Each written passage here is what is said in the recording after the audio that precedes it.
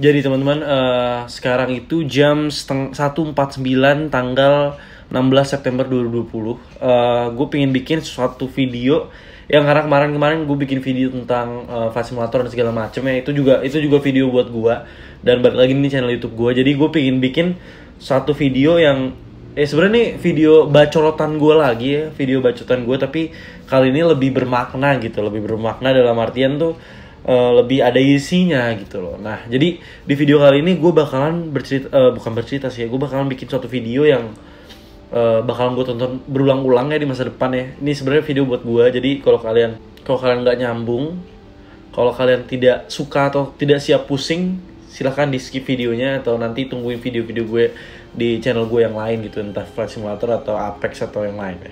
Jadi di video kali ini gue bakalan ngebahas tentang suatu fenomena atau suatu gagasan pokok tentang sesuatu yang membingungkan gitu kan. Kata-kata gue aja udah membingungkan kan, apalagi apa yang mau kita bahas hari ini gitu loh. Jadi kita hari ini, malam ini gue bakal ngebahas tentang paradox, teman-teman. Paradox, bukan makanan Betawi ya, bukan paradox tapi paradox gitu ya. Jadi tetap chill anaknya gitu, tetap santai gitu. Jadi di video ini gue bakalan baca-baca paradoks yang menarik dan siap memutar otak gue. Gue udah nyiapin suasana kamar sebisa mungkin ya untuk mendukung suasana video ini. Lampu merah, terus ada biru-birunya gitu loh. Jadi ya lebih sabi ya, biar lebih family friendly, lebih mendukung gitu ya. Jadi stop bacot-bacotnya udah ya, kita lanjut ke paradoksnya. Jadi gue menemukan di Google nih ya, nggak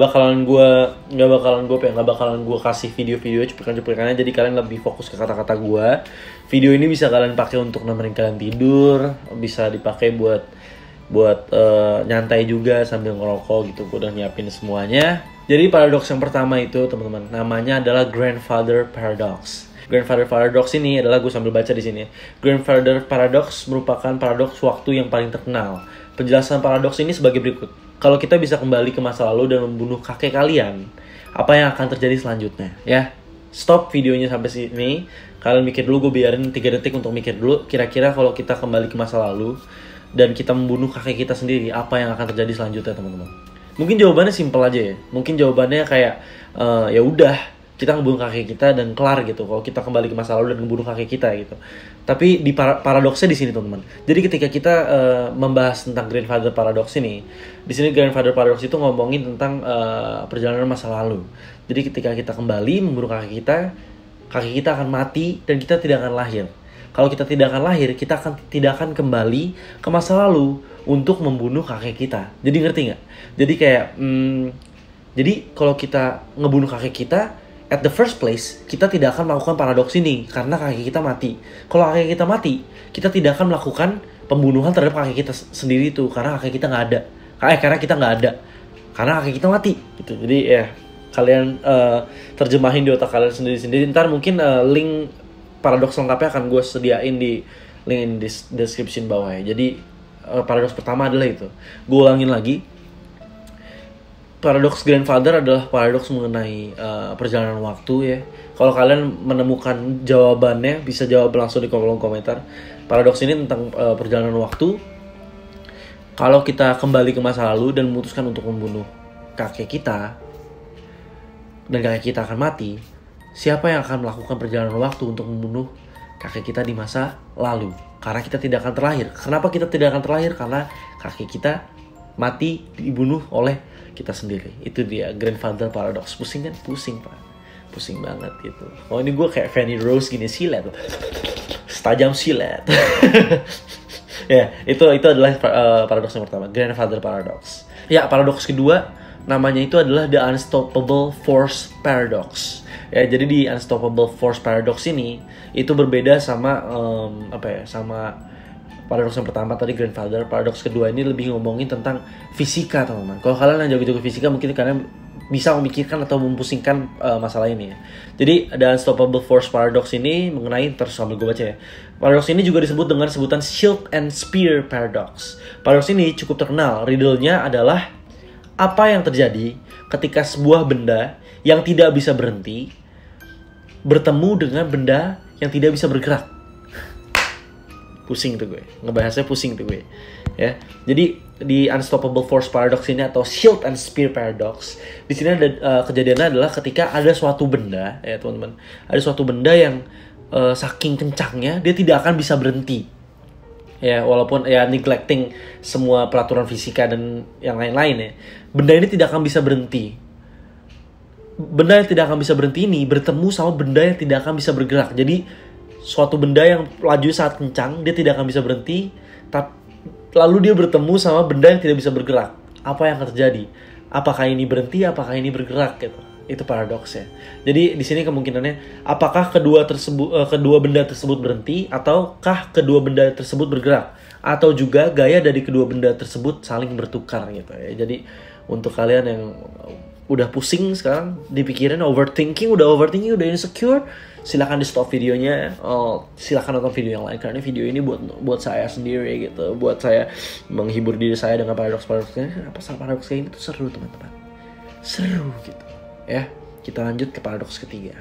Nah, paradoks ketiga ini teman-teman, paradoks ketiga ini agak sedikit kontroversial karena ini nyangkut pautin agama, spiritual, dan ketuhanan. Untuk kalian yang butthurt, untuk kalian yang easily offended masalah agama dan segala macam, gue saranin untuk skip paradoks yang ini, karena gue juga nggak berani ngotak-ngatik paradoks ini terlalu banyak ya untuk yang soal agama ini, karena we live in a country where a thing about religion and God thing, it's so freaking sensitive and butthurt for everyone. So ya, jadi paradoks yang ketiga ini adalah paradoks yang terakhir. Karena paradoks ini yang cukup rumit ya teman-teman, yang ketiga ini. Jadi yang pertama sama yang kedua itu, yang pertama juga rumit, yang kedua ya lumayan rumit, yang ketiga ini paling rumit teman-teman. Jadi nama paradoksnya adalah Omnipotence Paradox ya, Omnipotence Paradox. Jadi gue sambil baca lagi. Paradoks ini merupakan paradoks yang cukup mengerikan dan paling kontroversial. Meski kuat-kuatan iman, kalau bertemu dengan riddle dari paradoks ini, mesti kuat yang oke. Jadi intinya di website ini ngomong, walaupun iman lu kuat, tapi kalau udah ketemu paradoks ini bingung juga gitu, mikir juga. Dan gue sebenarnya juga udah pernah baca paradoks ini tapi belum lengkap. Jadi riddle-nya adalah, yang pertama, Tuhan itu adalah maha kuasa yang bisa menciptakan segalanya dan bisa menghentikan segalanya. Oke? Apapun bisa dia lakukan, dan Tuhan menciptakan sesuatu tanpa batasan. Atau unlimited force. Jadi Tuhan itu tidak mempunyai kekuatan yang tidak bisa diukur. Apapun Tuhannya, kepercayaannya, semua Tuhan itu sama. Ya, semua Tuhan itu menurut kepercayaannya adalah zat, makhluk atau roh yang tidak mempunyai batasan kekuatan, unlimited force. Di riddle ini teman-teman, si Omnipotence Paradox ini, pertanyaannya adalah, apakah Tuhan bisa menciptakan sesuatu yang sangat berat sampai tidak bisa, atau yang maha kuasa atau Tuhan sampai tidak bisa mengangkatnya.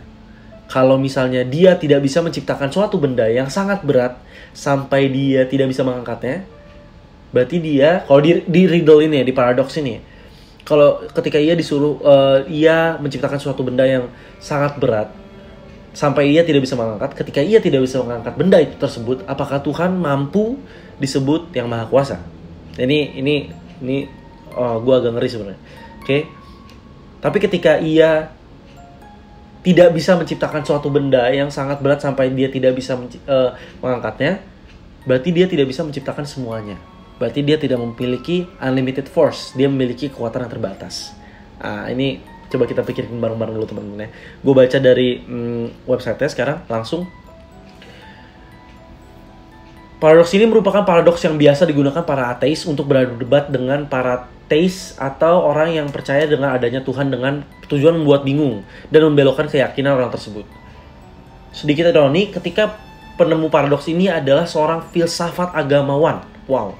Yaitu Averroes, bener kalau bacanya, atau yang biasa dikenal dengan nama Ibn Rushd ya. Dua premis dengan paradoks ini. Pertama, bisakah Tuhan menciptakan batu tersebut? Ya, yang tadi gue bilang berat itu. Karena Tuhan Maha Kuasa tentu saja bisa. Tapi kalau Tuhan bisa menciptakan batu tersebut dan tidak bisa diangkat, justru menunjukkan bahwa ada yang tidak bisa dilakukan Tuhan. Wah, ini bahaya banget sumpah. Sekaligus mematahkan premis pertama, yaitu kemahakuasaan. Paradoks ini jawabannya tidak bisa ditemukan di dalam logika manusia. Biasa seperti karena kita Oke, manusia biasa seperti kita. Karena Tuhan itu sendiri jauh di luar jangkauan logika manusia itu sendiri. Nah, ini si omnipotence paradox ini tuh sangat menarik teman-teman. Karena ketika kita bahas sama orang-orang yang berpikir logis, itu tidak akan ketemu jawabannya. Karena tidak sampai di logika manusia gitu. Ibaratkan kalau misalnya gue bikin komputer itu pun walaupun gue bikinan gue, dia tidak akan bisa membayangkan muka gue atau segala macam hal tentang gue tanpa gue kasih tahu dulu gitu loh, ibaratnya kayak gitu.